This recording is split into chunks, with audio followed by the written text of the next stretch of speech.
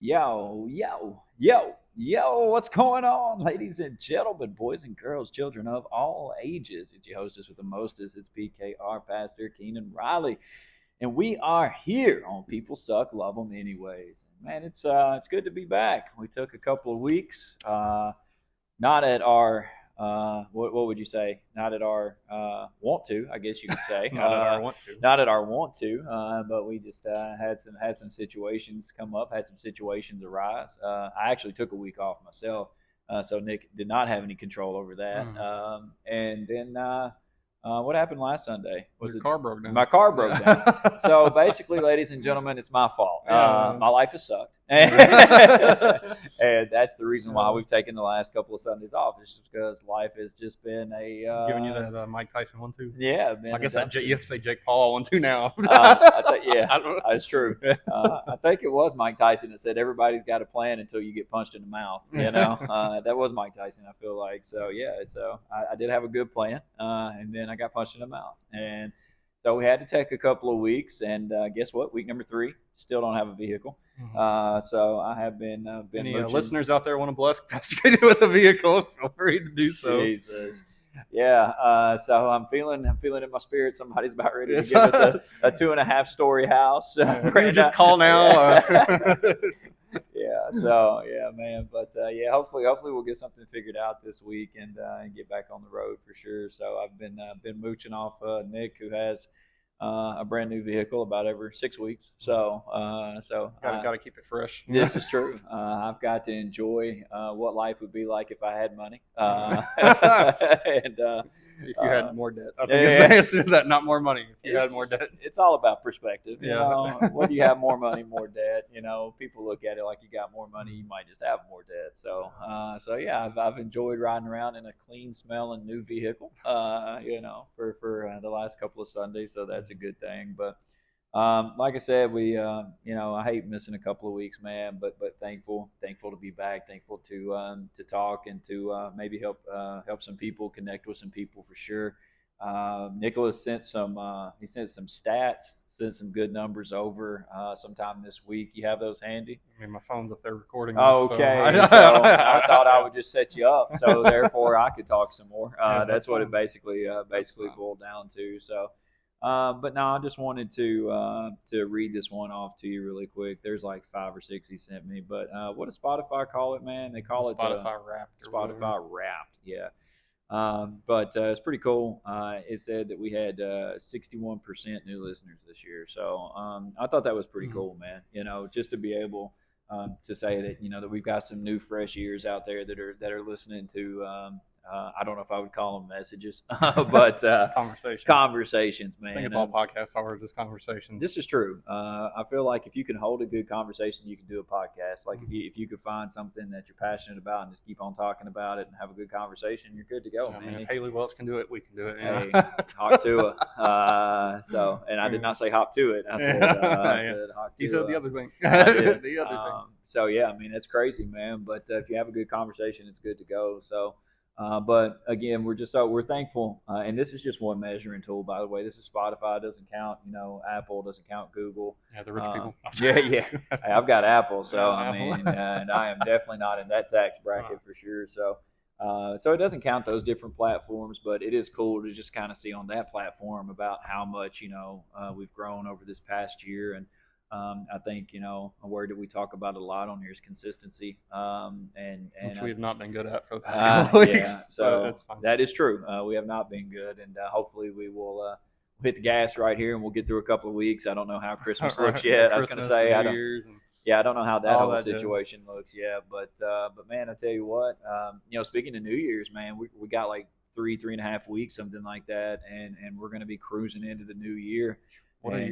It's been crazy, man. It's been crazy for sure, but like it got me to thinking a little bit before we jump into just kind of like, and I think it'll go with kind of what we talked about in service today and stuff. But what do you think, man? What would be a goal for you for the podcast for 25? What would you like what would you like to see happen? You think? I mean, there's a lot of different things that I'd like to see happen with the pod. Well, let's go with one. Okay, let's go with one. Yeah. Let's go with one. I mean, ultimately, I think just grow. We're already in many different states, many different countries. We're nearing 50 on both of those sides of things, as far as 50 states and 50 countries. And that's an awesome thing. And ultimately, I'd like to see there. I guess really what I want to see is going to take effort, in a lot of different areas. As far as for us, not us, but the people listening. I'm thankful I don't have to do anymore. Right. But just kind of getting us, because we've been sitting at, like, I think, because I didn't share the statistic, but like Spotify showed that we've had like 22 reviews. We've had 22 reviews since we started this thing. Really? Yeah. We like nobody's reviewed this podcast in like the last year or two at all, hardly. Yeah, and that's a way that podcasts grow. You have like best reviewed podcasts, and it gets put in the faces of more people when it's reviewed well and things like that. But ultimately, I would love, I really would love for us to start picking up maybe some kind of sponsorship advertising. We got close one time, and then they probably listened to our stuff and pulled it. But yeah, so they said these people make mental health worse. Yeah, like yeah. But we would. I know I would love, to me, like that. After we put 2-3 years into this now, yeah. I think that would be a big moment to be like, hey, we have brands recognizing us, and that's a good way to get us pushed even further up. Yeah. And all that kind of stuff. And I would like, we talked a little bit about maybe trying to figure out how to do video interviews and things like that. There's a lot of different things that we can do to help build us and boost us and all that kind of stuff. I'm hoping we can find, like I said, there's a lot of growth. I don't want to take too long on everything I want to see happen, but like I said, those are just a few things that I would like to see. Now ask me. Yeah, now ask you. What would you like to see happen to the pod in 2025? There you go. See, there you go. We're supposed to play off each other like that. I'm just saying. So, no, I mean, I kind of going with like what you said as far as the sponsorship and stuff goes. I would like to have the ability to be able to connect with people on more of a platform, I guess you could say, more influencers, and just to be able to, because I think a community like that, man, is very beneficial in the realm of you like you said, you get your face out there, you get your name out there, and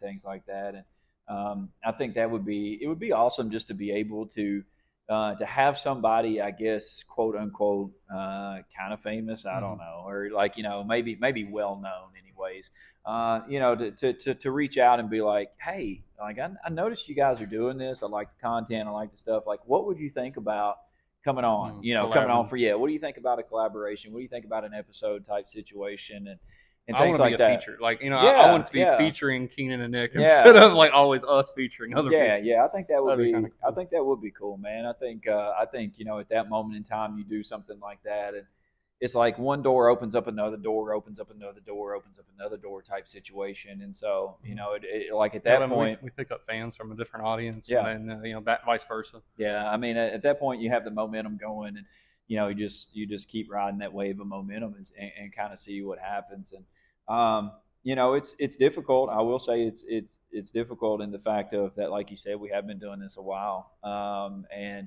you always sit around and you say, well, one day, or well, it's all it takes is that one time and that one moment and that one opportunity, and don't miss your chance to put. Yeah, and then like you do it Sunday after Sunday after Sunday, and you're like, all right, maybe it's this week and maybe it's this week. So I will say it is difficult to kind of keep the momentum. I ain't gonna say keep the momentum going exactly, but it's like it's like you sit there and you work for something for so long, and then you kind of like you don't see it come to fruition, basically. And you think to yourself like, well, like how many more episodes or how many more, and I know the motivational people will look at you and go, well, the one time you didn't would be the one time that you should have, type situation. And it's like, yeah, that's easy for you to say because you didn't do it, but but yeah, I mean, that's where I would like to see. I think something cool like that would be awesome to happen, and really, I think it would spark something that that would definitely turn into something great. So Yeah. I feel good about it. I was about to take a drink of coffee. Oh, okay. Well, let me. But it's fine. I definitely, I'd love to see the growth. And I mean, like you said, we've been doing this for a long time. There's been a lot of text messages of, hey, we had 20 downloads this week, or there, like 15 downloads this week, or are we in any new countries? No, not for another 6 months. We have, it is tough, and ultimately, the reason we do this isn't to get famous, rich and famous. Yes, I am speaking for you, Keenan. The reason it's not that we do this to get rich and famous, but, as we always say, with a bigger audience gives more opportunity. You cast a wider net to reach somebody, to help somebody. And all that good stuff. We do a lot of this stuff too. I mean, the purpose is to help people see the Bible in a different way, see God in a different way, try to help them understand it in their own language and meet them where they're at and that kind of thing. But well, if you're gonna call me out, I mean, if you're gonna call me go out, I feel like in this, like, I'm not trying to be. I'm not trying to be, I guess, braggadocious about this, or saying that I feel like that I am bigger than this or better than this or whatever the case is. But I feel like that God creates an area and avenue for everybody, and I think there is a need. I used to not think like this. I used to struggle with this. I feel like some, but I would drive past like a country church, right? And there would be like the parking lot would be like the size of this first pew out here in front of us, and I'm like, what is the point? You know what I'm saying? Like, what is the point of that? There's 3 cars in the parking lot, and I struggle with that because I thought size always meant success, and so the Lord got a hold of me one day and was like, hey man, it's like, we need those country churches just like we need those mega churches, and you're this mega church up here that runs 15,000 is not going to reach people that runs a church that runs 15. And so it's like there's a need and there's a room for everything. And I truly think that there are pastors and leaders and evangelists and teachers and whatever. I truly think that they are geared towards different audiences. I mean, you take somebody who pastors a 10 to 15 person church. I think they're cut out for that. I think that that's where they are, that they feel they have that connection. They love to minister to those people. They grow that family, thing like that family sense along the way, things like that. But you take that 15 person pastor and you put them in a church preaching to 500, and I feel like that they would almost be like a fish out of water. Like they wouldn't exactly know how to conduct it or whatever the case is. And for me, like, again, I'm not being braggadocious or anything else, but like I've never wanted or seen or felt like that I wanted to be a church that was that 30-40 type person church. You know what I'm saying? Like, I feel like that God has always had a bigger, I guess, more spacious design and calling on life than that. And and so that's the reason why, like, when people talk about, like, I love and I do love the connection that we have, and I do love the how can I say it? I love the feel, of what we have in our church. But at the same point in time, it's like, this is just I feel like the tip of the iceberg, or this is something that, like, that is only the beginning of, if we would come together, collaborate, invite people, get the Holy Spirit moving, things like that, where it's like you could blow this thing out of the water, even in a small town like this. You could still blow this thing out of the water, and I've just always been that person that I'm like, I want more. I envision more. It's not that I'm not thankful.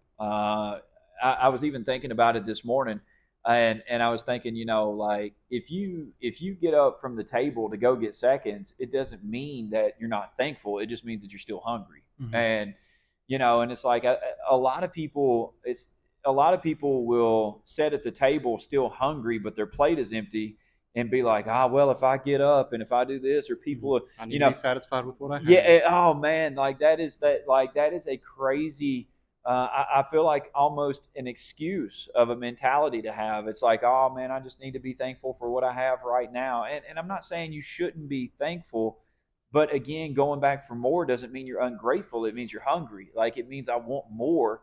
I've tasted and seen that it's good on this side. So let me go back and get more. Let me get more. Let me get more. And so, like my wife, she gets frustrated at me all the time because she'll be like, what'd you think about service today? And I'm like, it's all right, and she's like, are you kidding me? Like, what is wrong with you? And I'm like, I mean, it was good. I mean, like it was good, but like I've just always had that mentality of that. Yeah, it was good, but it can be better. What can make it better? I don't know, man. Maybe there's another person that comes to the altar. Maybe there's somebody that gets set free today. Maybe somebody testifies for the first time, today. Maybe like I'm always wanting that more because I've seen it, I've been a part of it, and so I mean, just with growth in general, like going back to the podcast and church and things like that, like I do, like I'll voice it. I do want more. Like I do, man. I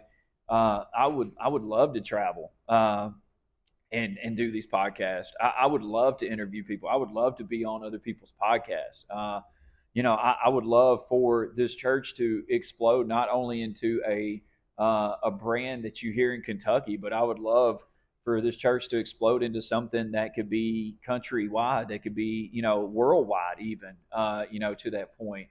And it's like I know that we always say, I'm ready for it, God, give it to me, and then it's like there's a reason you don't have it yet. Yeah, and it's like, oh, my hair's on fire, God, whatever the case is. But I mean, I do, like, I'm like, man, I would rather, and this is my mentality, but I would rather fail trying than not trying at all type situation. And so I'm like always been one of those people that, like, if God was to send 500 people in here next Sunday, I'd be like, thank you, Lord. We're going to manage these 500 people to the best of our abilities. Like we're going to hope for the best. Like we'll fail, we'll fall short, we'll act a fool. But, I would rather fail trying than not trying at all.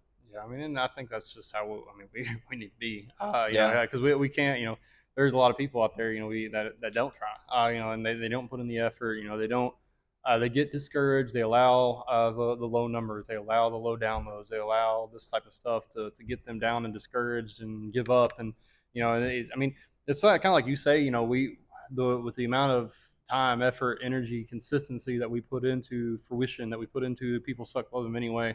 You hear all these motivational podcasts and all these business leaders that are like, that basically say that what we're doing is what we're supposed to be doing. That consistency, that constantly showing up, constantly doing, constantly moving. Is what we're supposed to be doing. And it can be, discouraging. And I know he's been doing this a lot longer than I have, but it can be discouraging when you have put in that time and that effort and that energy and that consistency, and you're not seeing any kind of growth or any kind of explosion that you feel like, it's like, oftentimes we'll look at, I can look at people and be like, I can see that there's a greater potential in you, than you're allowing yourself to experience right now. If you just, if you were to work harder, do this, whatever, you're going to reach that potential. And, I oftentimes think about that, about Fruition, about People Suck Love Them Anyway, that we haven't even climaxed yet, like it's not even, we're still building and building and building. It's like you said, I think sometimes we just wait for that one moment where it's just going to like explode. And, but again, that thinking about that and always looking forward to that and always wanting that can be a little discouraging when you don't see it. Yeah. Every day, every Sunday that comes and there's only 120 in here. Every Sunday that comes and there's only, 80 in here. Every Sunday that comes and we only get, 27 downloads or 13 downloads on the podcast. After 2, 3, 4 years of doing this, it can become, a little disheartening, a little discouraging. But as I said, if we were to follow the advice of all these business leaders and church leaders that are like, you just keep putting in the time, keep putting in the effort, eventually, you're going to see success. You're going to see this, that, and the other. And, of course, there's going to be little tweaks and changes that have to be made along the way as well, to make sure that we're being as, I guess, good as we can with what we have. Yeah. And it is, of course, up to other people as well, up to God, I guess really ultimately up to God to bring people into Fruition, that have skills, talents, abilities, desires, and, and gumption and all those sorts of things to actually get up and do and act and serve. It takes a lot of that. It takes a lot of moving pieces. I think really one of the biggest things that, I'm not going to speak for Keenan, but one of the things that I struggle with is just that lack of control. I think it's just that matter of, where, we see what it could be, but, it's not getting there. And so it's just like this, like you feel like you can't do anything about it. Like, it's like So you want to do it yourself, like you want yeah, to take like it you in just your want hands to, and like, be just, like, yeah, come on, like, right, just do it, right, do it, right, right. and it's just that almost like that helplessness, you feel like, you can't do anything about it. You just got to wait for God. You got to let him do it. Yeah. And that's scary, to a lot of people in a lot of situations. You may not be, hoping that your church, or, you may not be a church leader hoping your church grows. You may be a business leader who just started a, business, and you're hoping it explodes. Or you just started a relationship with someone, you hope it grows and explodes into something, and it's not going where you want it to go or getting where it wants to get. I think a lot of people can relate to that feeling of, I know this could be so good. I know this could be so much more, but like, I don't know how to do it. Like, I don't know what I'm waiting on. I don't know what's going to take. Yeah, I think that's something that we all deal with, and that honestly, like, that we cut so short a lot of times is the fact of that we don't see it happening in a time frame or a parameter that we think that it should. And it's like, all right, so I'm either going to take control of it and mess it all up, or I'm going to continue to do it and trust God that one day down the road it'll be something, or you just quit completely. Mm-hmm. Like, I feel like that's really like kind of like the three options. And if you're not spiritual, it's like really only down to two options, honestly. I mean, the spiritual Christian side of it is trusting God and giving it to Him. But like, if you're not, kind of like what Nick said, if you're that business owner that doesn't go to church, or if you're that person who, is kind of just doing things in your own way, then you got two choices. Either you can keep doing it, or you don't. I mean, one of the two. And so, for us, like, and just for me, in general, it's like it's like kind of gravitating towards that, God, I trust you with it, but it's like, God, how much longer? God, I trust you with it, but and then like, I look at like stories in the Bible where you take like the children of Israel that we talked about today for a few minutes, where it was like, they wandered 40 years in the wilderness, but yet God had a promised land for them, and so then it's like, I sat back and I asked myself the question. It's like, is it the fact of that God's still working on it, or is it the fact of that God has it, but I need to, like, what do I need to do? Kind of like a lot of what we talked about today in the sermon of it's like, I need to invest. I need to, not only like thinking that I can just give a little bit and get a lot in return, but the whole point of the wilderness, in my perspective and eyes, was to get all of the doubt, the unbelief, the fear, and all of the past out of the people that were about to inherit something new. And so, we can talk a lot about, new churches or businesses blowing up or things like that, but it's like, is it the fact of that God is working on something, or is it the fact of that I need to work on me a little bit more in order to receive, this, whatever you want to call it, a blow up, a glow up, or whatever else, is there something in my life, that's holding me back, from seeing what God wants to do and accomplish? And I feel like that's a painful topic, because at that point it's not Nick's fault, it's not my spouse's fault, it's not the job's fault, it's not nothing like that. It's like, now I'm personally looking in towards me, and going, all right, if I was to, I heard a good quote one time that money basically magnifies who you are. Mm-hmm. It's not the fact that money changes you; it just really magnifies who you are. So, if you're generous before you have money, you'll be probably even more generous. If you was an asshole before money, you're going to be one afterwards. Like, like it is what it is. And so like in that regards, like I think about myself, like I'm like, who am I? Who am I before People Suck, Love Them Anyways gets on a national platform? Who am I before, before Fruition Church, if it was to blow up and go nationwide? Like, who am I as a person before this? Am I who I need to be now in order to handle what would come with that? And if the answer is no, then I mean, that could very well be the reason why God is like, it's not the fact I'm not working, it's just I'm waiting on on you. You know, a lot of what we talked about today was the fact of that we wait for God to prove Himself to us, and God's like, I don't have nothing to prove. Like I've done all. Like look around at you. Like you know, I don't have anything to prove. It's the fact of that He's waiting for us to prove ourselves to Him. And He knows our hearts and He knows our mindsets and all that. But like proving it in the way of, you know, I'm not just gonna be here in the good times. I'm not just gonna serve you when things are good and it's convenient, and I'm not just gonna praise you when I get a good report or the bank account's looking good. But you know, I'm gonna continue to be consistent in my attendance and in my worship and in my praise and in my tithing and in my gifts and things like that. Like I'm gonna continue to be consistent in that regardless. And it's like if He can see us, I think, doing that in the wilderness, you know, which is what they struggle with the most, then it's like that promised land is going to come a lot sooner than 40 years. Yeah, and I like just talking about that, the whole situation with the Israelites, because you know, if you think about it, when you really look at yourself, you know, you remind yourself that the Israelites, you know, they spent 40 years in the wilderness so that the old doubtful people would die out, you know, that the problem children would die out and they would be gone, and it would be a new generation that would inherit the promised land and be accepting of what God had to offer them.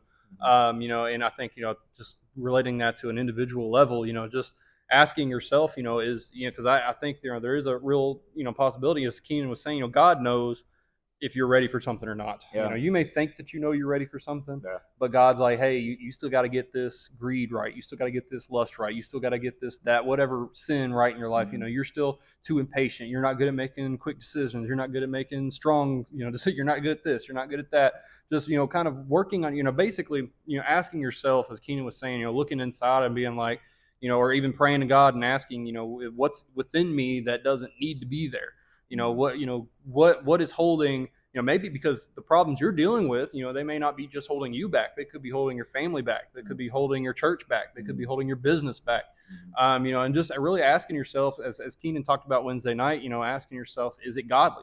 You know, is these things in your life that you're pulling apart looking at, you know, is what I'm doing godly? You know, is what I'm saying godly? Is what I'm watching godly? Is what I'm listening to godly? Is who I'm spending time around godly? Is what I'm about to say or post godly? You know, and really, you know, being that person with a, you know, a magnifying glass looking at your own life, you know, asking yourself, what is it that, you know, if I'm not seeing the growth, the change, the explosion, all these sorts of things that I feel like we should be seeing, you know, is there something I'm doing or not doing that's holding everybody back? You know, is there something I need to get better at? And, you know, do I need to get better at having tough conversations? Do I need to get better at relating to people and greeting people and loving on people? You know, is there something that I need to get better at so that God will say, okay, now you're ready. Now it's time to see that growth. Now it's time to see that explosion, because now I was waiting for you to get to this point. You thought you were there, but you're not. You can't see tomorrow. I can. I know if I give you this right now, you're going to screw it up. And so he's like, I was waiting for you to hit this moment at this time to get this new wisdom or new knowledge or new gift, and then you're going to see something take off. But if you are like most people, you're not doing that, you know, introspective searching of yourself, where you're asking, yeah, it's definitely not a word you even know, is it? No. But it's not. You're not doing that, you know, that internal inspection of yourself, you know, because, you know, you just think God should give it to you. You know, God says, I will, you know, if you ask, you shall receive. I'll give you abundantly more than you could think, dream, or imagine. You know, we think of God as we often say, you know, we think of God as this genie. But, you know, it's just not how it works. You know, we have to be willing to put in the work, to do the time, to, you know, make sure, because God can give us something before we're ready for it. We're just going to fumble it. You know, we're going to screw it up. We're going to mess it up. It's all going to fall apart. It's all going to be destroyed. And, you know, we were just sitting here like, what happened? Then we're going to blame God for it. Yeah. You know, but instead, again, it's our fault.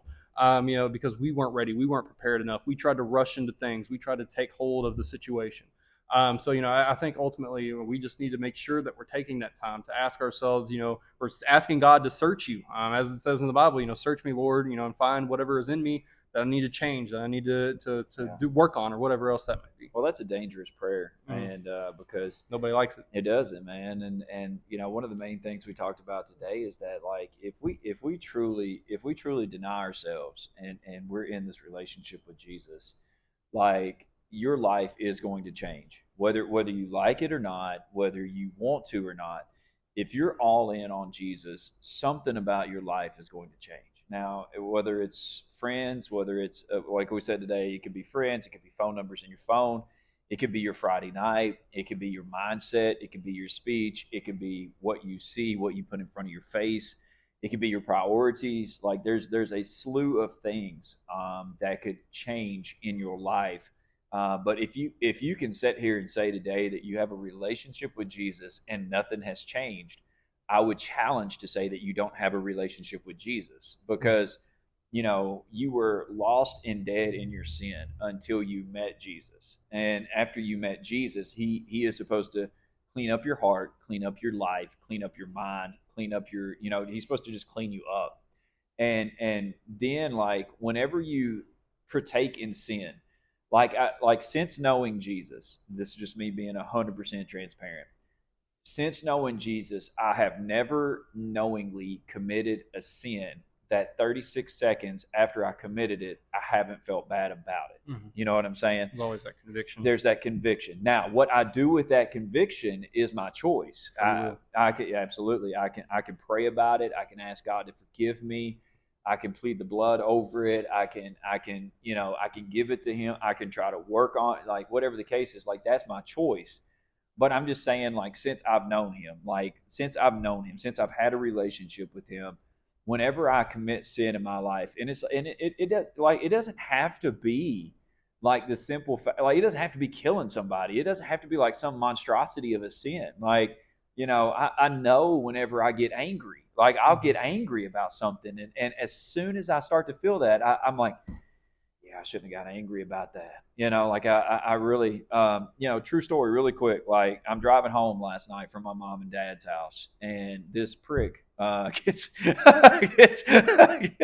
still salty I'm still spicy. Hey, I got spicy with God today too during service. I'll talk about that in a minute, maybe here before too long. But yeah, I'm driving home, man, and nothing gets me more irritated than somebody with their brights on behind me, right? And of course, I don't have a vehicle right now, so I'm driving my wife's, and it sits like 2.5 inches from the ground. So, like, you could be on the back of a beetle, and like the bug, not like the vehicle, but the bug, and your lights would be in my eyes. Mm-hmm. And this person got behind me last night and had their brights on, and I'm like, oh my gosh! I mean, they were like riding my hind end too. And I'm like, whatever, man. Like, what is going on? I'm like, well, they probably don't even know any better. I meet a car. Guess what happens? They dim their lights. Okay. And I'm like, oh, okay. Past the car, what happens? They turn them back on bright. And I'm like, ooh. And here's the deal. First words, I don't care to be transparent with you. I'm like, Lord, I hope they break their kneecaps.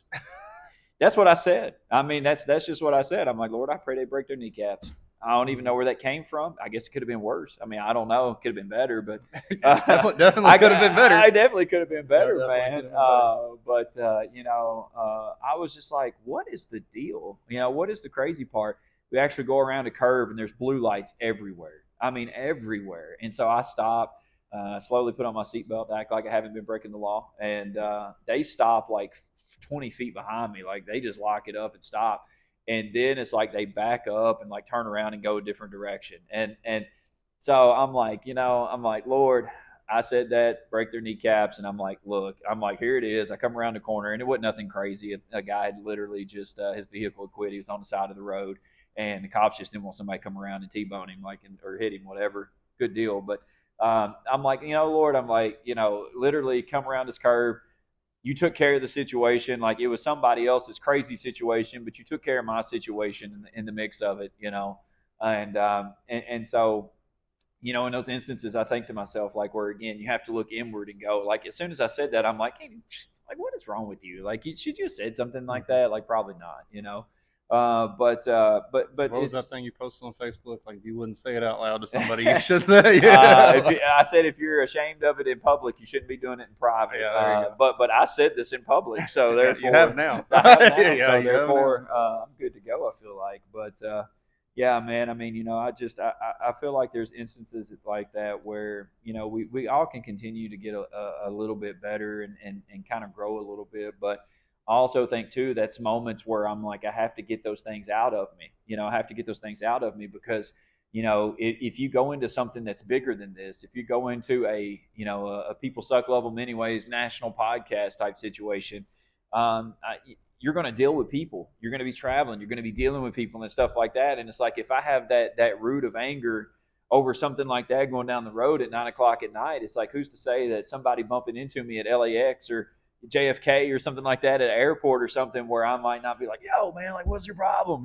Type situation. And then you're canceled. Yeah, exactly. And, and it's like, oh, podcaster gets put in prison, and things like that. Podcaster and pastor. Yeah. Someone at LAX. Oh, man, exactly. So, it's just moments like that where I have to go back and again, like talking about the Israelites, where I have to step back and go, you know what, man, like God kept them in that wilderness for a reason. And it wasn't the fact of that the promised land wasn't ready. It was ready. It was ready. They weren't. Mm-hmm.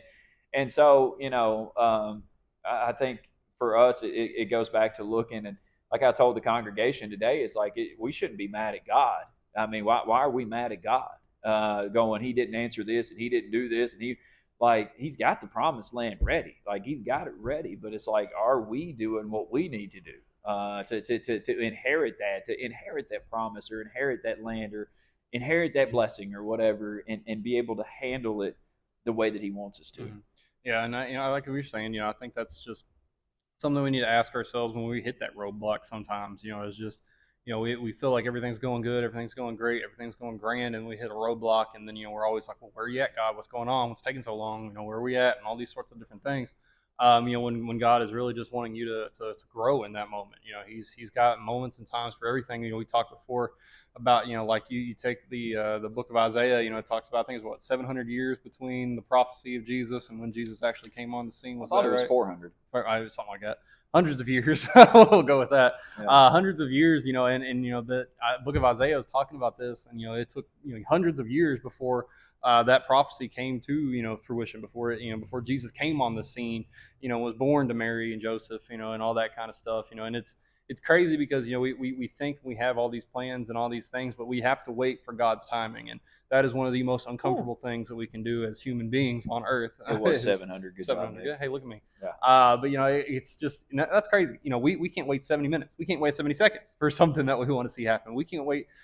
Like we often talking about, like, we can't wait 7 years. We can't wait 17 years. It's just like we get so impatient with things, and God promised Jesus is coming 700 years before he came.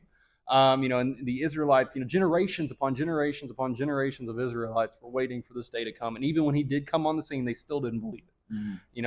And I think it's on us. It's on each and every one of us listening, watching, whatever, to make sure, I talk about this with the kids a lot, about recognizing the voice of God. Like as far as reading his word, being surrounded by people who are teaching his word and who are godly, and all those sorts of things, so that way you can recognize the voice of God. It may not be like that audible voice of God, but you know what God sounds like, what God looks like when he moves. You're going to be able to recognize that and act on that. When you get that feeling in your pit of your stomach, you're gonna know that what God's trying to tell you is from God, because you've spent time in his word, you spent time around his people, you spent all these sorts of different things. And it's important to make sure that as you're doing these internal inspections of yourself, and you're trying to figure out why you're not further along than you think you should be, or you're trying to figure out why the ministry isn't booming, or why the business isn't booming, or why the relationship's not going anywhere, all these sorts of different things. God may be trying to teach you something. God may be trying to grow you a little bit in that season, and it's why it's important to ask God, to talk to God, to have him reveal to you those things that you may need to work on, that you may need to do and to grow with, and all those sorts of things.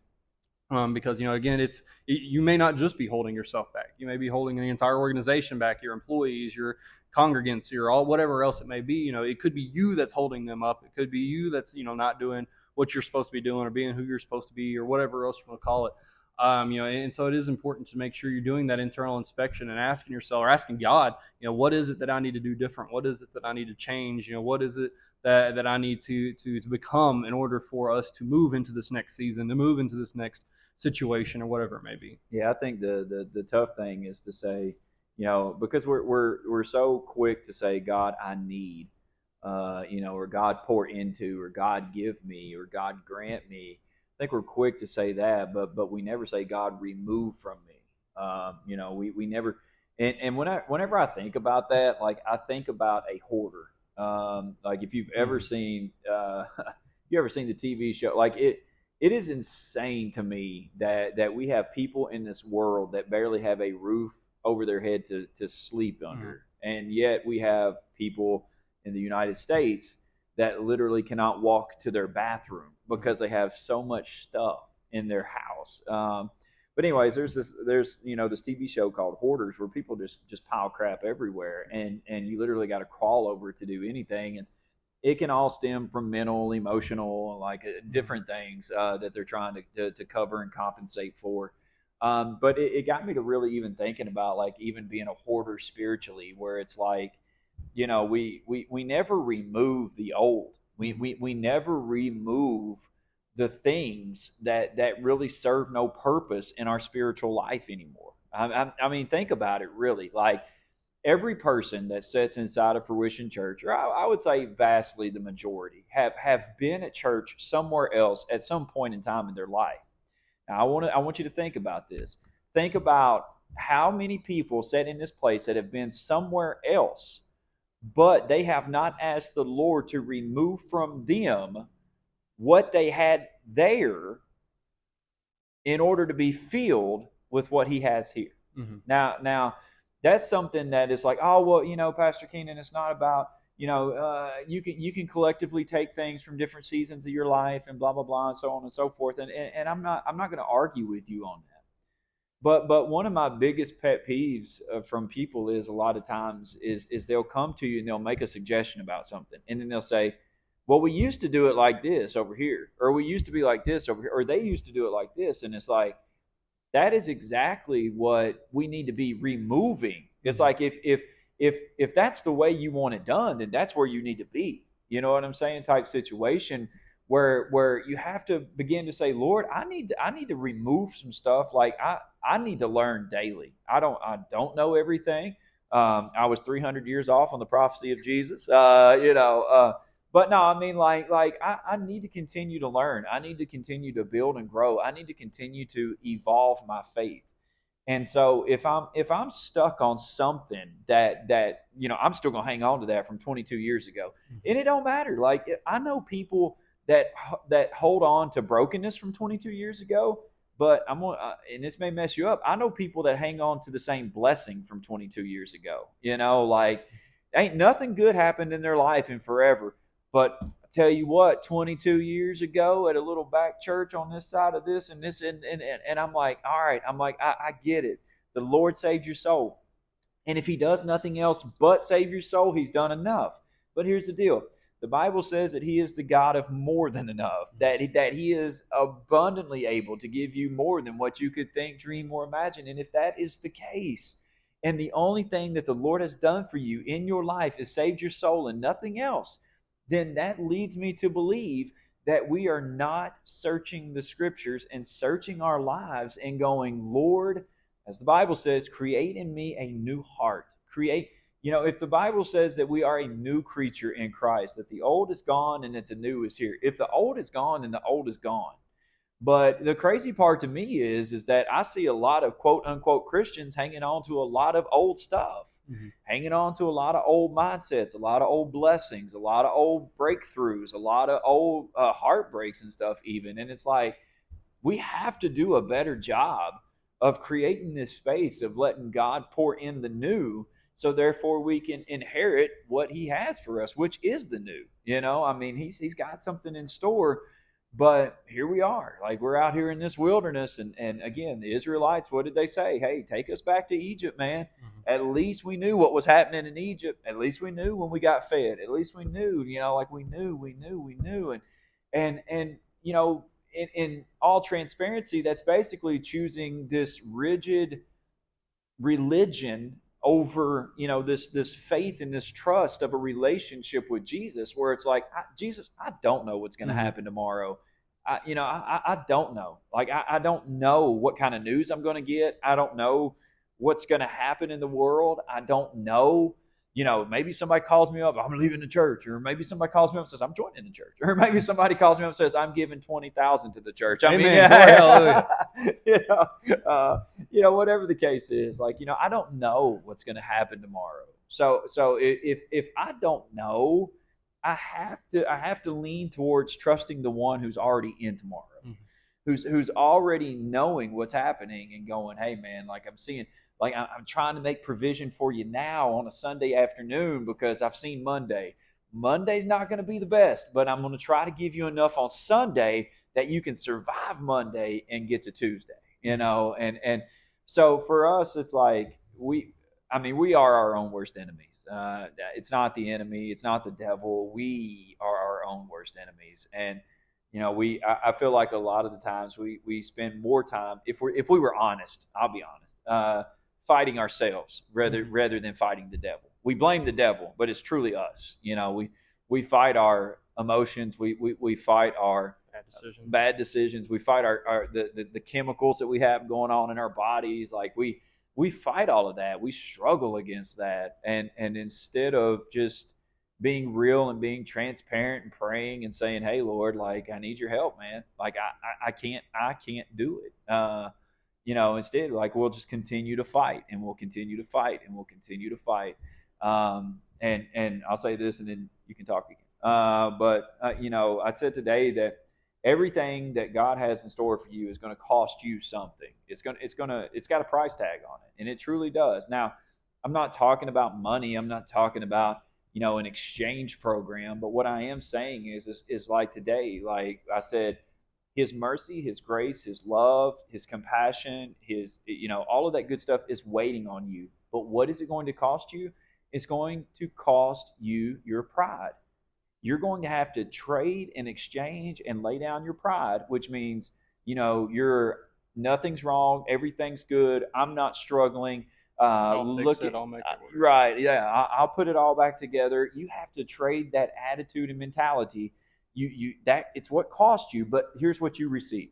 You receive grace, you receive love, you receive mercy, you receive forgiveness, you receive refreshing, restoring, renewing, rejuvenate. Like you receive all of this stuff, but it's going to cost you something. It's there, but you're going to have to give something up for it. And that's the part where I feel like that, like what we talked about today, I compared it to insurance, but we have that limited liability mindset and pay range, but yet we want a full coverage God on everything, and that just isn't how it works. Yeah, and I mean, I oftentimes think too, and we've talked a little bit about questions that we have about the Bible, and how we talked a little bit a couple episodes ago about like how Paul.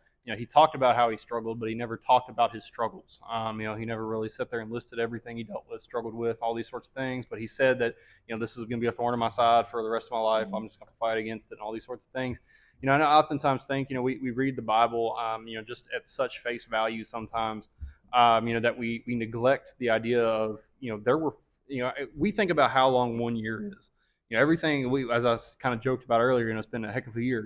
We talk about that all the time, but the Israelites, there were 40 years that weren't in the Bible. You got 40 years of stuff that was going on, conversations that were happening. You take Jesus, you really only saw him when he was born, maybe a little bit as a kid, and then when he's 33. Yeah. There's so much else. As I think it was John that said, if everything Jesus did was written in the Bible, it would take, there wouldn't be enough paper or whatever in the world. It was at the very last of John, where he's like, like if we were to chronicle everything Jesus done, there would not be, like, you'd still be reading the Bible today. You wouldn't make it past John. You would still be reading Long John. Yeah, my God, like Long John Silver. No. Yeah, right. But no, and I think we really have to take a step back from and just ask realize that when we read this stuff, it looks like it was just bam bam happened. Boom, boom, happened. 40 years was over, bam, it's over. And in our heads, we just think, it's quick, easy, simple. And we kind of trick ourselves into believing that. But we really have to take that second and say, like, a lot of stuff happened in between. Like I said, there were 700 years before Jesus came onto the scene when he was prophesied. Yeah. Imagine all the different things that happened. Imagine all the different doubts that were had, all the different mistakes that were made, that, in those years that God was almost silent. There's nothing written. Right, that where God was working and moving and prophesying, during that long period of time. And it's just crazy to think, because we read the Bible just bam bam bam bam bam bam bam, a cycle of events just happening one after the other. But we really take a step back and realize that there was a lot going on. that we didn't see. There was a lot of time, a lot of struggle, a lot of doubt, a lot of stuff that was going on that we don't read about. And I think that should encourage you a little bit, because I think, we as human beings, we have that but again, we've been tricked into thinking everything should just happen on our timetable, one after another, bam, bam, bam, mountaintop to mountaintop.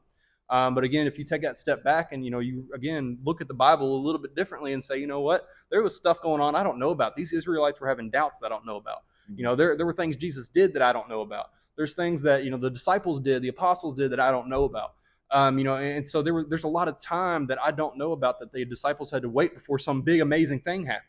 It wasn't just amazing thing to amazing thing to amazing thing. There was a lot of waiting. You mean it wasn't glory to glory? It wasn't glory to glory to glory. Despite what they say, it wasn't glory to glory to glory. Mountaintop to mountaintop. So I think it's just important to remember that. And I also want to say, I really, really liked your analogy. I guess God gave you the analogy of the insurance thing today. He did, because I don't like insurance. Yeah, nobody does. But it was really I really enjoyed the idea and the thought of, and again, I don't know if anybody listening, watching knows a lot about insurance, but as Keenan was kind of saying, he's like, you get liability insurance, it doesn't cover you in case of a full accident, but it's cheaper. It's cheaper, it's easier. But as Keenan just said, we want to pay liability costs for full coverage benefits. And that's just not how it works. In the kingdom of God, that's not how it works. You have to put on the full armor of God. True statement. And as Keenan said in his message today, a lot of us are just walking around with the helmet of salvation on. Yeah. And that hit me a lot. I don't know why that one specific thing hit me, but it's kind of what we've been talking about. There's a lot of people out there, they said their prayer, they're done. I've got the helmet of salvation, but their whole body is left open for the enemy to attack. Yeah. Their chest, they're not wearing the breastplate or the belt or the shoes and all these different things. They're just walking around with a helmet on. They have all this open area for the enemy to attack them because they're not putting on the full armor. They're not walking in God's fullness and His full glory. And I think that's we have to understand that we're not going to see those things come to fruition. Those things happen in our lives until we are full in on. We're paying full coverage prices for full coverage insurance. Until we're fully in on God to see and experience the fullness of God. Yeah, well, that's what just to continue the analogy a little bit, as he was ministering this to me, I got to thinking about how sometimes we think insurance is so stupid. It's like, why am I paying this much a month? What is happening? And it's like, yeah, you're paying this a month because you may have a wreck, and it's not stupid when you have a wreck. It's not stupid when you're involved in something. At that point, you're very thankful that you paid what you paid and you had what you had, so therefore you can get what you need to get. And for us, it's like we treat our relationship with Jesus like it's like insurance, like for real. Like we're like, God, why do I have to go to church today? Why do I have to read? Why do I have to pray? Why do I have to sing? Why do I have to worship? And it's like you're making small investments. You're making small investments on the daily that will pay off at the time that the enemy comes to attack you, that the enemy comes to cause destruction and division in your life. You have paid up on your policy with Jesus. Full coverage. He's got you. He's got you in every area, physically, financially, emotionally, and spiritually. And because you have made those payments, because you have sacrificed, because you have read, because you have prayed, because you have done those things, the full coverage benefits that you're going to have is going to far outweigh, those people who have deposited one time a month, 2 times a month, or, I'll only use it when I need it type situation. That's the reason why you have so many people running around with their hair on fire. And it's like backslide, falling out, and never coming back. And not just that, but it's like you can get on Facebook and it's like my life is bad, my life sucks, today sucks, yesterday sucks, or it's always some drama, or always a fight, or I don't know how I'm going to do this, or I don't know how I'm going to do that. And it's like, but I thought you were a Christian. I thought that I thought, and then you begin to see it's like, oh, you're a limited liability coverage Christian. I got you now. You're going to make that payment, for that once a month because it's cheaper on you. It doesn't cost you as much. But when you get into that battle and you get into that situation or you get into that storm and you fall apart, and you're like, oh man, and then you go back and read the coverage, like, wait a minute, this is for everybody else. What do I get? Nothing? Hold up just a second. Wait a minute. I should have went and got that full coverage. It cost you a little bit more. But that's what this relationship with Jesus is all about. Like, it is going to cost you some worldly things. It is going to cost you some worldly people and some worldly mindsets and some worldly priorities. But it is the payoff at the end when you get in the middle of the situation that is going to be the most beneficial. And as we talked about today, like the moment in time that we are standing before the judgment seat of Christ, and he is, and here's where I got spicy with God a little bit, but I said we're going to be standing before the judgment seat of Christ one day, and I think everybody thinks, and I said this in service, that it's going to be a kumbaya moment where people are just playing guitars and just everybody's like lined up on the streets with their arms out, and like every person that walks up to Jesus is going to be like, oh, hugs, hugs and hugs, more hugs, all the hugs. We love hugs, and it's like, no, absolutely not.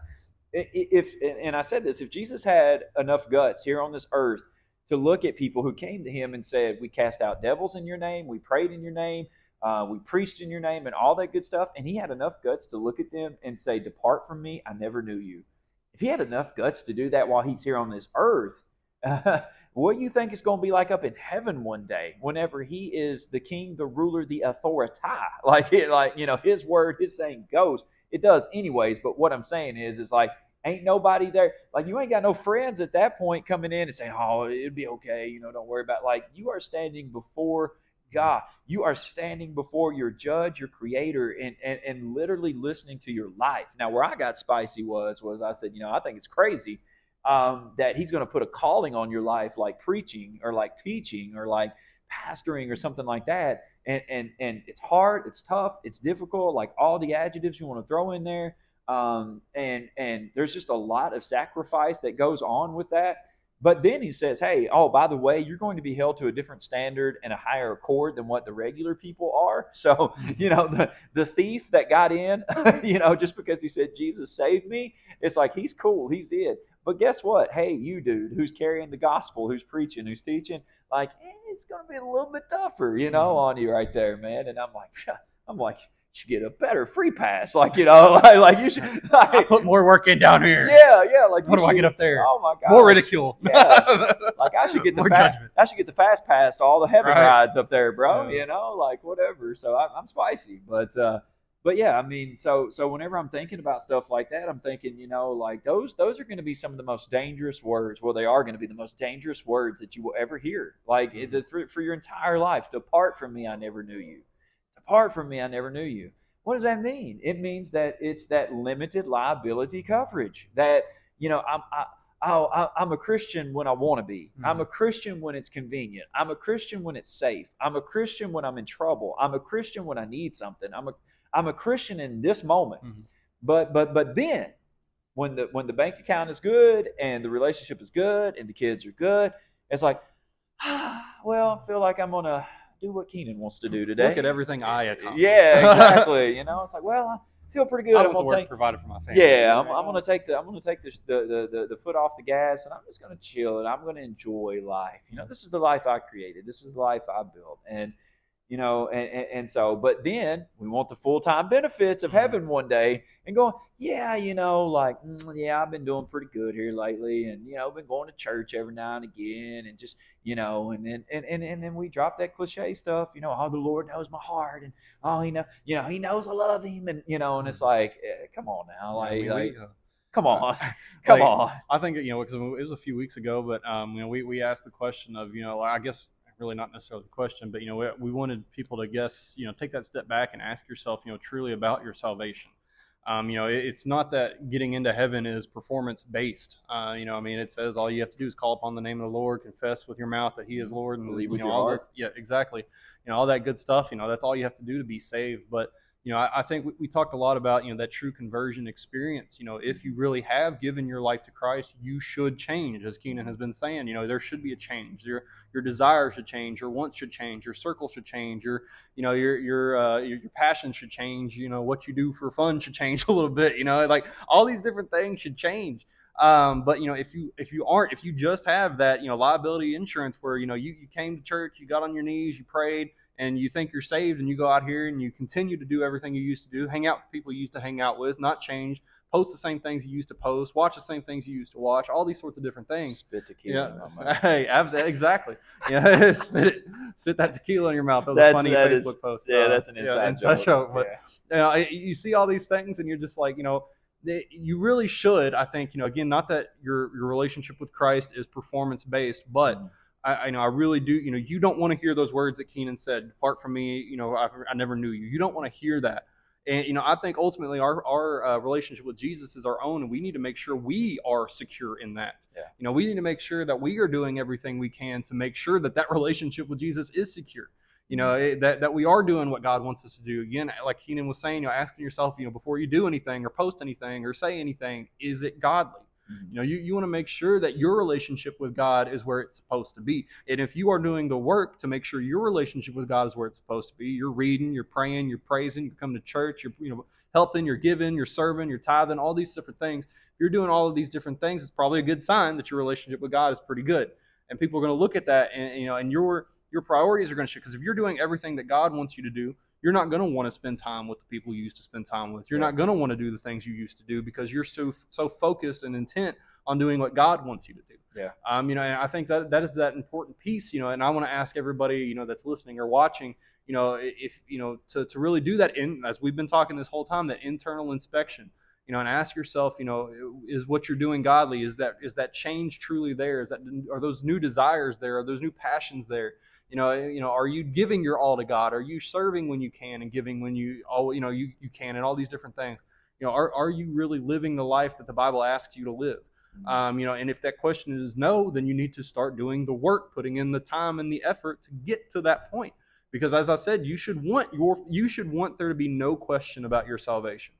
I'm going to tell you right now, the devil will try to confuse you. He will try to trick you into thinking you don't have that salvation. But I do want to make sure you understand and you realize that if you are doing everything God wants you to do, if you confess with your heart and your mind and your mouth that Lord, Jesus is Lord, if you believe that and you do that and you're doing everything for Him and with Him and because of Him, then your salvation should be pretty secure. Yeah. And don't listen to the enemy, saying that. But if you're not doing those things, if you're not doing what God is wanting you to do, then again, you need to take that second to step back and ask yourself, what can I do to change that?